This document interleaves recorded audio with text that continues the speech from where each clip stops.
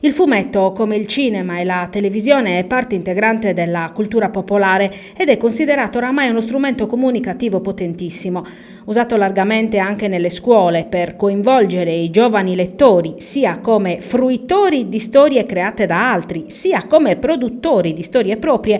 Il fumetto permette al lettore di capire e provare le emozioni narrate dall'autore e sperimentate dal personaggio. Far conoscere ed emergere un mondo in cui riecheggiano memorie storiche, miti passati e contemporanei.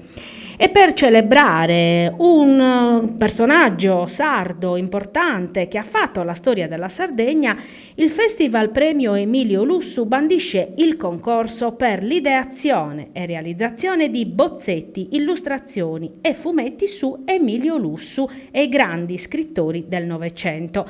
La scadenza per la presentazione degli elaborati è il 30 agosto 2020. Per saperne di più sentiamo Sandro Dessì, fumettista di Armungia, paese natale di Lussu, e autore di numerose monografie a fumetti sul politico armungese.